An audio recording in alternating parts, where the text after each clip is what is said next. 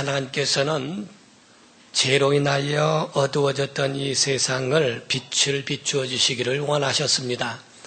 그래서 구약에는 선지자들을 통해서 그들로 인하여 바로 이스라엘 백성들의 빛이 되어 주었고, 그래서 하늘의 스타라는 말을 하죠. 스타라 하는 말처럼 별을 보고 그들의 앞날을, 또 그 별을 보고 또 그 모든 갈 길을, 방향을 알았던 겁니다.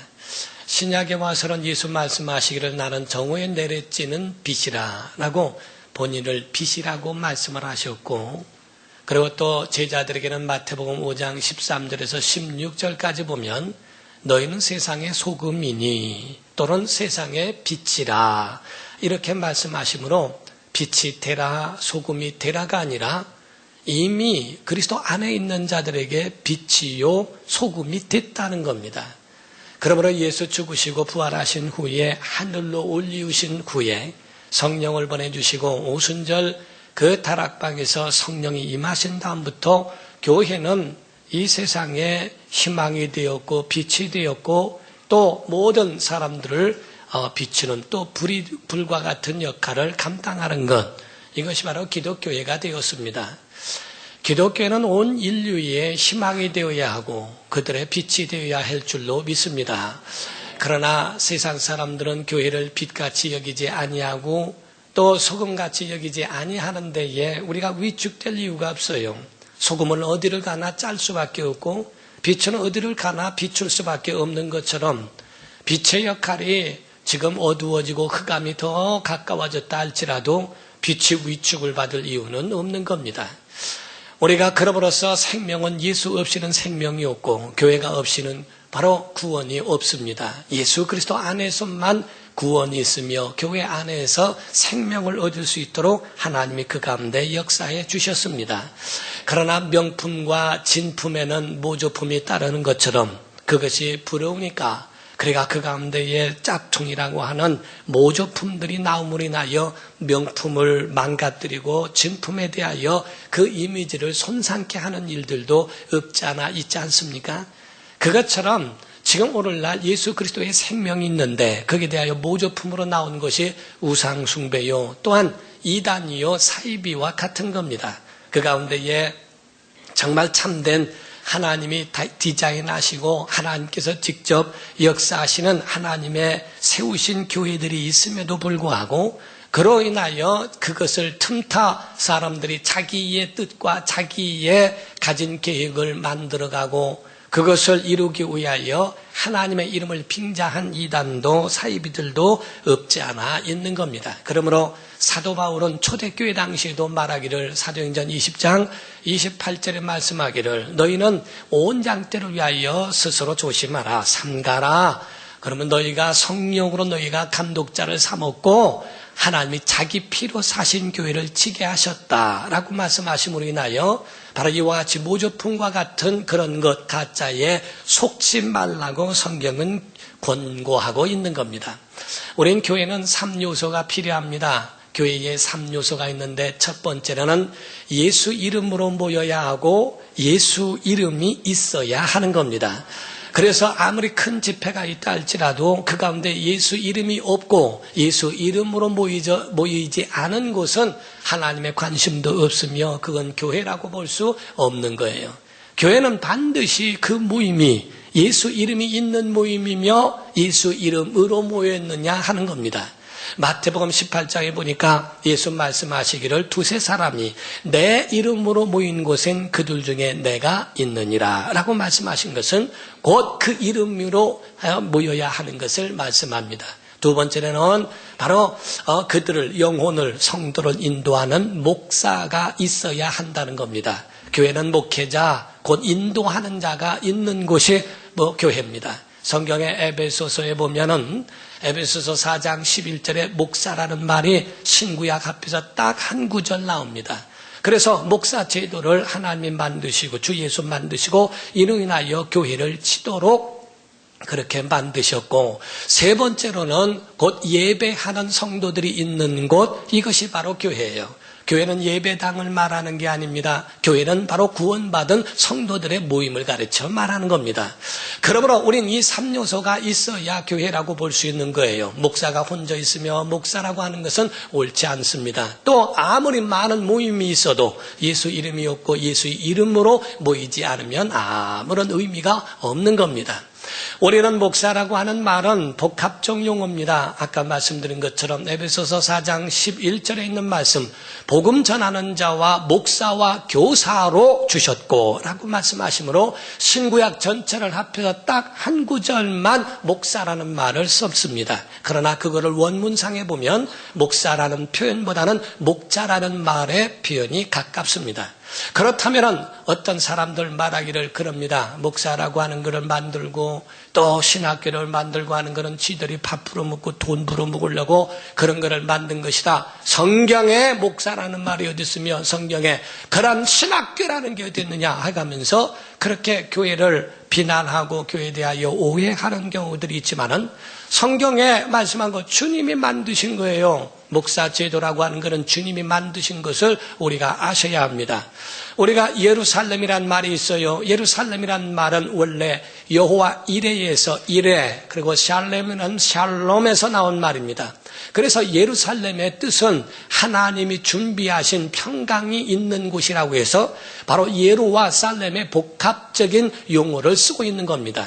디아볼로스라고 하는 말이 있어요. 마귀, 악마, 그걸 디아볼로스라고 하는데 디아라는 말은 가로지르다, 통하다, 그리고 이간, 그리고 거기에 대하여 자르다 하는 의미를 가지고 있습니다. 볼로스란 말은 파괴자라는 의미를 가지고 있어요. 그러므로 마귀 악마의 특성이라고 하는 것은 이간하고 자르고 가로지르 인하여 그것을 나중에는 볼로스 파괴하는 역할까지 하는 것, 이것이 바로 디아볼로스 마귀의 그 특성과 속성을 가르쳐 말하는 두 가지 용어를 복합적으로 말하고 있는 것처럼 목사라고 하는 것도 마찬가지예요. 주께서 우리에게 말씀하신 두 가지 주의 일을 대행하게 하신 것이 있는데 목사 제도에 대하여 첫 번째가 칠목자를 씁니다. 그것은 요한복음 21장 15절에서 17절에 있는 말씀입니다. 예수께서 베드로에게 말씀하셨죠. 성지순례를 가게 되면 수익권 교회라고 있는데 거기에서 예수께서 베드로에게 물으셨다는 거예요. 요한의 아들 시몬아, 내가 이 많은 사람들보다 더 나를 사랑하느냐? 시몬 베드로가 대답하되 주여 그러합니다 라고 대답하니까 내 어린 양을 먹여라. 내가 나를 사랑하느냐? 두 번째 물으시고 내 양을 쳐라. 여기서 칠목자를 쓰는 겁니다. 또 내 양을 먹여라 하심으로써 그 양을 먹이고 치고 먹이라는 말씀으로 예수께서 무슨 소리냐? 내가 목자가 되었고 내가 나만 목자니까 여호와는 나의 목자시니 하나님만 목자가 되고 내가 목자지 니들은 목자가 아니다 하고 예수께서 혼자만 주장하셨다는 목사 제도가 없을 겁니다. 그러나 예수께서 말씀하시기를 바로 내 양을 먹이고 내 양을 쳐라 라고 말씀하시므로 예수께서 기르시는 목자의 역할, 그 영혼을 인도하는 역할을 바로 목사에게 위임하시는 것을 말합니다. 그러나 목자라고 표현하지 않냐고 목사라고 표현하는 것은 스승자 사자를 써서 마태복음 28장 19절의 말씀입니다. 마태복음 28장 19절의 말씀은 너희는 모든 민족으로 제자를 삼아 아버지와 아들과 성령의 이름으로 침례를 주고 내가 분부한 모든 것을 가르쳐라. 가르쳐 지키게 하라. 예수의 뜻과 예수의 하신 일, 예수께서 분부하신 그분의 말씀을 그들에게 가르쳐라 라고 하는 말씀으로 목자와 스승의 것을 합하여 목사라는 용어가 나온 겁니다. 그래서 예수의 하신 일에 대한 것을 목자를 통하여 양을 양육하고 그들을 그들을 세워줘야 하는 일에 대하여 위임하신 것을 말씀하는 거예요. 가정이 되기 위하여서는 가정관이 필요합니다. 아버지 어머니가 어떤 분이신가, 그리고 자녀들은 어떤 위치에 있어야 하며 형제가 어떤 우애를 가져야 하는가, 부모를 어떻게 복양해야 되는가에 대한 가정관이 분명해야 됩니다. 그것처럼 교회가 교회 되기 위하여서는 교회의 질서가 분명히 세워지지 않으면 교회가 교회 될 수 없고 예배가 예배 될 수 없다고 하는 것을 말씀하고 있는 거예요. 그러므로 성경은 우리에게 말씀합니다. 바로 이와 같이 그의 일을 맡기신 주의 사람들에 대하여 그들을 존중하고 그들을 예우하라. 목자 제도, 목사 제도를 주님이 만드셨다고 하는 것처럼 오늘 본문 말씀 가운데에 히브리서 13장 20절은 그렇게 말씀을 했어요. 양들의 큰 목자이신, 목자들이 많이 있지만 그 중에 그들을 인도하고 그들을 지배하고 그들을 세워주시는 큰 목자가 있다는 겁니다. 베드로전서 5장 4절에는 너희가 그와 같이 순종하고 양무리를 치면 목자장이 나타나실 때에, 목자로 있는 자들 가운데에 장이 나타나실 때, 곧 예수 그리스도의 오실 때를 가르쳐 말씀하는 겁니다. 그러므로서 바로 주님이 무슨 일을 행하셨으며 무슨 일을 맡기셨는가에 대하여 우리가 봐야 됩니다.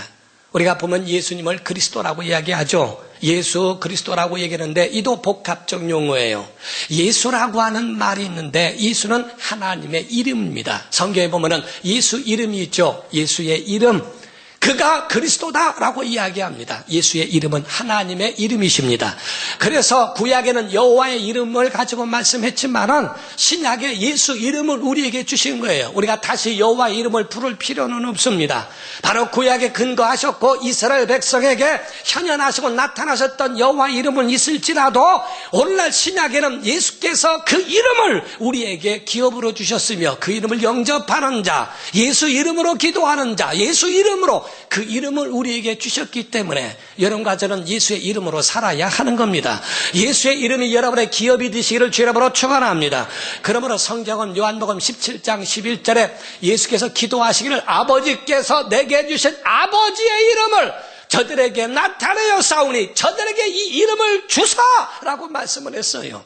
여러분과 저에겐 예수 이름을 주셨고 또 빌립보서 2장 5절에서 11절까지 말씀하기를 너희 안에 이 마음을 품으라 곧 그리스도 예수의 마음이니 라는 말씀으로 십자가에 죽기까지 복종하셨다는 말씀을 하며 하나님이 그를 지극히 높여 모든 이름 위에 뛰어난 이름을 주사 하늘에 있는 자들과 땅에 있는 자들과 땅 아래에 있는 자들로 모든 무릎이 예수의 이름에 꿇게 하시고 여러분과 저에게는 예수의 이름을 주신 거예요. 예수 이름을 주신 거예요. 자, 내 안에 예수 이름이 있다. 시작. 내 안에 예수 이름이 시작. 내 안에 예수의 시작. 내 안에 예수의 이름이 있다. 그렇게 믿으시면 아멘 하세요. 영접하는 자, 곧 그 이름을 믿는 자, 누구 이름? 예수 이름을 믿는 자들에게 하나님의 자녀가 되는 권세를 주셨다라고 말씀을 했죠. 예수 이름은 구원인 줄 믿습니다. 그러므로 너희는 바로 그 이름을 예수라 하라. 그는 자기 백성을 저희 죄에서 구원할 자이심이라. 예수 이름은 구원이란 이름을 가지고 있는 겁니다. 그래서 하나님의 이름이요. 그런데 그분이 어떤 일을 하셨는가? 그리스도의 일을 하셨다. 그리스도는 기름 부었다는 뜻입니다. 세 가지의 직무를 말하고 있는데 세 가지 기름을 부어서 직분을 세웠던 구약의 사람들이 있어요. 첫 번째가 왕입니다. 두 번째가 제사장입니다. 세 번째가 선지자입니다. 그래서 이들은 기름을 부어서 세워진 주의 종들이라고 말하는데 과연 예수님은 만왕의 왕이신 줄로 믿습니다. 그래서 그분은 모든 왕들을 지배하시고 치리하실 수 있는 만왕의 왕이신 것과 또 예절을 담당하신 대제사장이에요. 이 땅의 제사장이 지성소에 들어가는 것처럼 아무나 들어가지 못합니다. 대제사장만 지성소에 들어가요. 법궤가 있는 곧 하늘에 들어가는 것과 같습니다. 이와 같이 예수 그리스도께서는 하늘로 직접 올라가신 분이에요. 그분은 참 대제사장이 되셨다고 히브리서 9장과 10장 이하에 말씀합니다. 세 번째로 선지자들은 하나님의 말씀을 그대로 가지고 와서 이스라엘 백성들에게 전달을 합니다. 그러므로 이스라엘 백성들은 거기서 일방적인 하나님의 말씀을 들을 때에 이러쿵저러쿵 따질 수가 없어요. 하나님의 말씀을 직접 받아서 그 말씀은 하나님의 말씀이라 하고 선포하는데 이에 대하여 토를 단 자들이 광야에서 엎드려지기도 했고 광야의 구덩이에 빠져 죽기도 하고 불뱀에 물려서 죽기도 하고 많은 재앙과 저주를 받게 됩니다. 하나님의 말씀, 하늘의 말씀을 모세가 받고 그들에게 전한 것처럼 그런데 과연 예수 그리스도는 하나님의 품에서 나타나신 분이요 하늘에 있는 복음을 말씀했고 진리를 말한 겁니다. 모세는 율법을 말하였지만은 예수 그리스도는 진리를 말씀했다고 돼 있어요. 우리의 참 왕이 예수이심을 믿으셔야 합니다. 우리의 참 대제사장이 예수이심을 믿으셔야 됩니다. 우리의 참 선지자가 예수이심을 믿으셔야 됩니다. 이와 같이 이 일을 감당하셨던 그가 바로 제자들에게 내 양을 먹여라 하심으로 교회가 세워졌고, 교회에 작던 크던 간에 그 목회자에게 그 교회를 치리하게 하시고, 이단자들이 나타나 교회를 흐트러뜨리고 교회를 어지럽게 하는 것을 그냥 두지 않습니다. 왕의 권한과 같은 신적 권한으로 그들을 치리할 수 있는, 교회를 지킬 수 있는 왕적 권한을 주셨어요. 교회의 예절을 담당하여 그 일을 감당하시는 성례와 곧 성찬과 침례를 할 수 있는, 축도를 할 수 있는 그러한 권한을 주셨어요. 그리고 하나님 말씀을 강단에서 사람의 말이 아닌 성경에 있는 하나님의 말씀을 선포하고 그 말씀에 대하여 성도들에게 양육할 수 있는 그 일을 하도록, 구원받은 주의 자녀들에게 이 일을 통하여 양육할 수 있는 은혜를 바로 제자들에게 맡기신 겁니다. 그래서 교회를 세우신 거예요. 그러면 아무나 교회의 목회자로 세우는가? 내가 목회하겠습니다, 내가 목사 되겠습니다 해서 바로 하겠는가? 그래서는 짝퉁이라고 하는 모조품들이 여기저기서 이단자들이 나오는 겁니다. 사람들이 볼 때는 다 교회고, 사람들이 볼 때는 다 똑같은 기독교 같이 그렇게 보여지지만은 성경은 그런 모조품에 속지 말라는 거예요. 세상에서는 같은 종교로 보고 있기 때문에 쥐들끼리 싸움이니까 말하지 않고 거기에 대해서 가타부타 말하지 않습니다. 오직 윤리와 도덕적인 것만 말하고 있죠. 그러나 성경은 우리에게 진리냐 아니냐, 구원과 영생에 관한 분명한 것을 우리에게 제시하고 있고, 거기에 대하여 영적 무장을 우리에게 하라고 명령합니다. 사랑하는 성도 여러분, 목회자는 인간이기에 부족합니다. 성직이기에 존경을 받다 보니까 모조품들도 나오게 되어 있습니다. 잘못된 교회에서 상처를 받기도 하고, 부족한 인간의 연약함 때문에 목회자에게 상처를 받을 수도 있는 것을 인정할 수 있습니다. 그러나 하나님의 진리는 변하지 않습니다. 하나님의 종들이라고 하고 주의 종들이라고 하는 분명한 소명을 갖고, 하나님이 디자인하시고 하나님이 말씀하신 대로 교회를 인도하기 위한 그 사명을 가진 목회자는 대부분 두 가지의 고민만 있어요. 저는 목회 28년을 목회를 하면서 고민한 것이 항상 머리에 안테나가 두 개가 있습니다.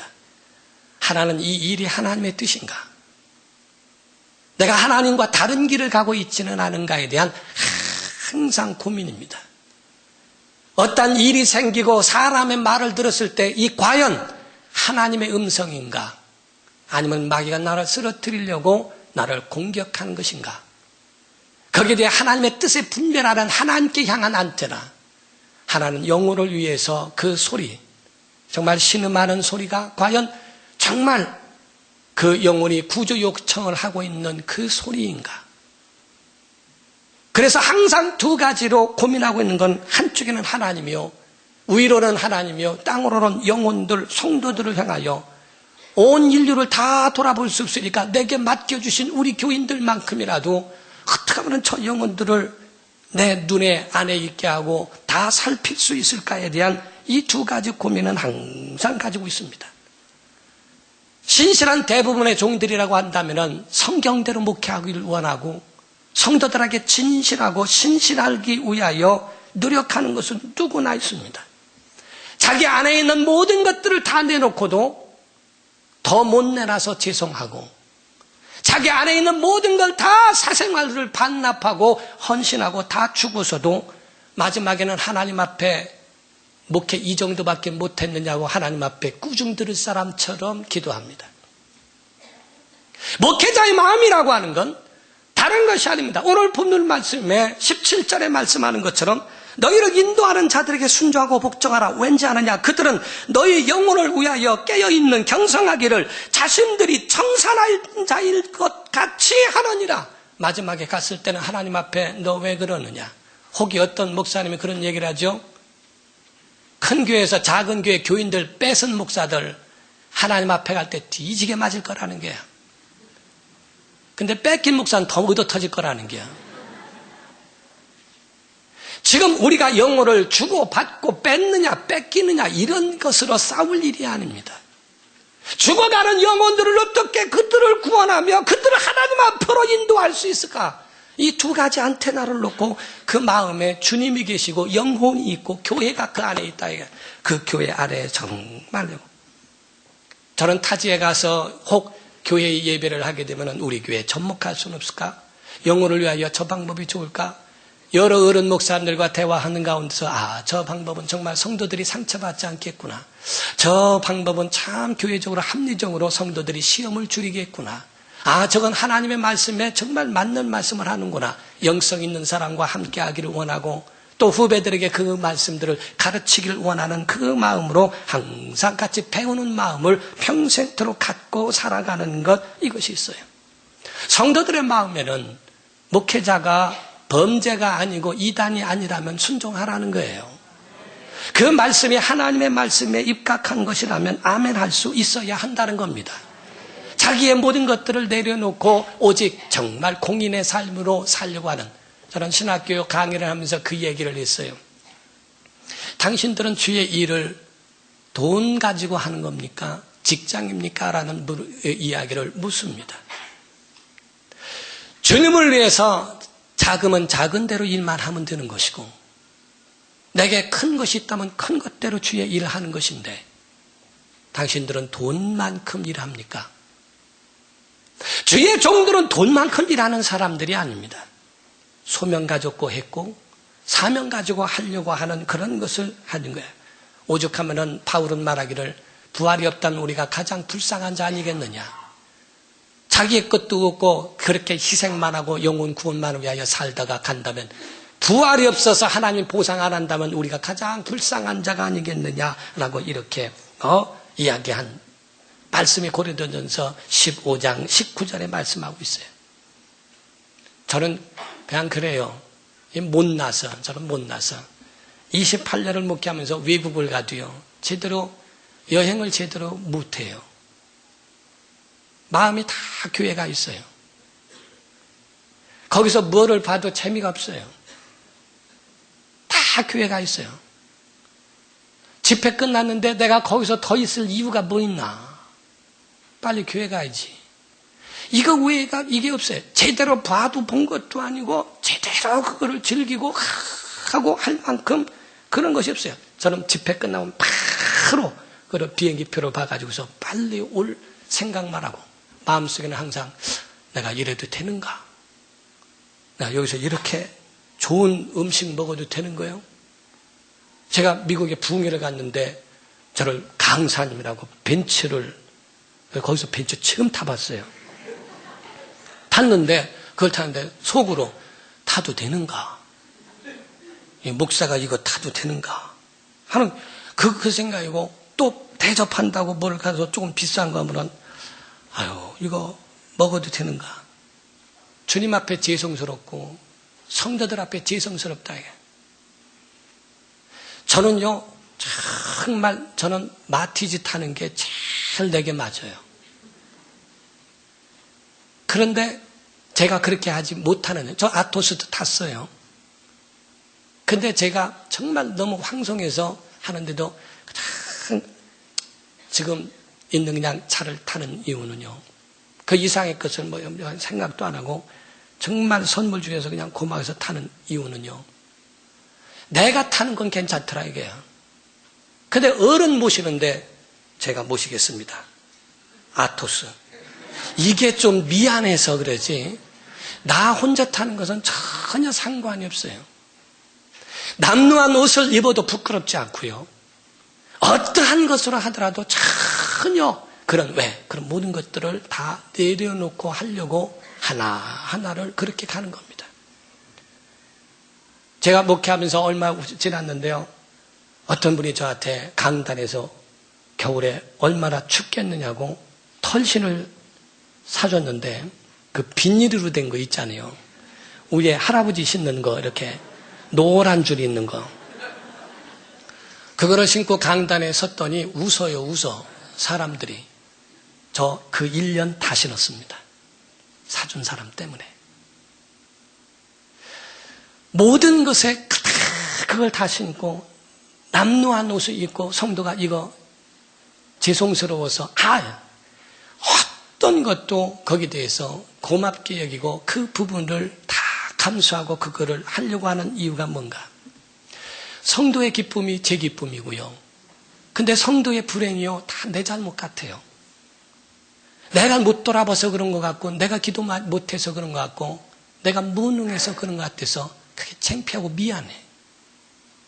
주의 종의 거의 정말 주의 일을 한다고 하는 그런 교회 목회자들의 마음 가운데는 그런 것이 있어요.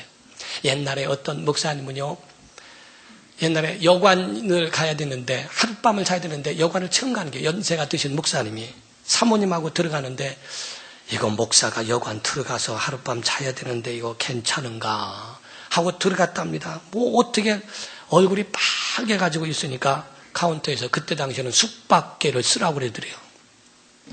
거짓말은 또 할 수 없고 이름을 썼는데, 직업란이 있더래요. 목사라 그러면 이것도, 또 그렇다고 거짓말 하죠. 그래서 딱 생각한 게 목축업이라고 썼대요. 양 키우니까.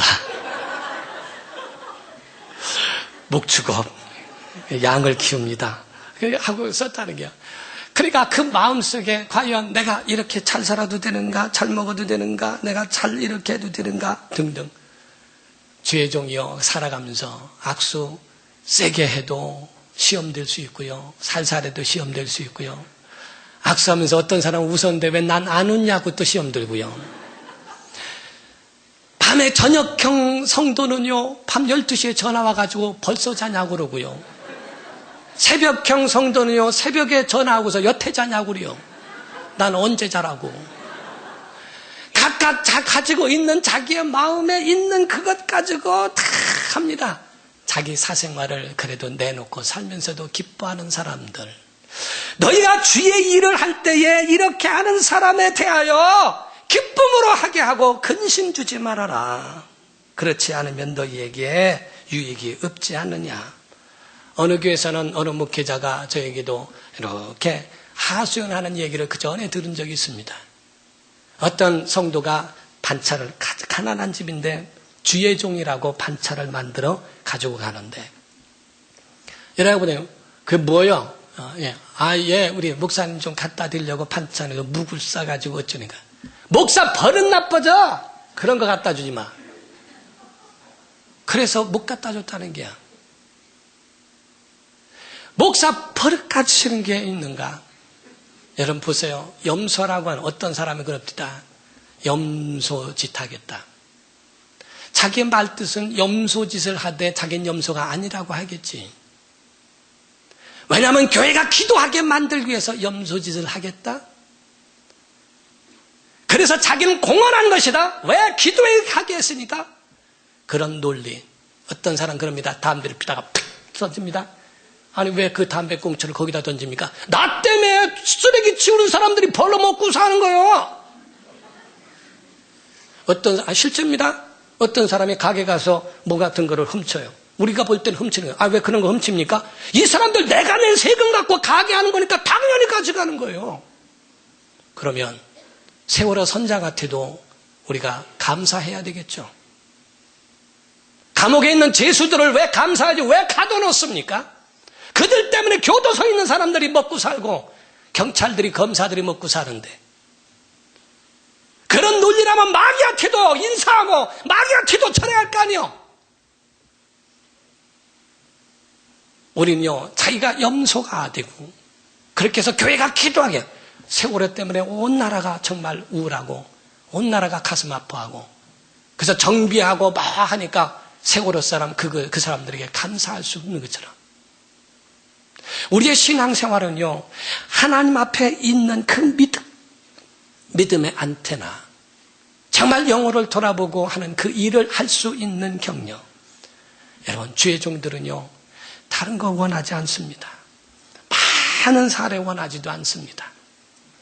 주의 종이 원하는 게 하나 있는데요, 그거는요, 큰 걸 요구하는 게 아니라 모이자 그럴 때 모이면 되고요, 예배하자 할 때 예배하면 되고요, 이렇게 설교할 때 아멘 좀 잘하면 좋겠어요.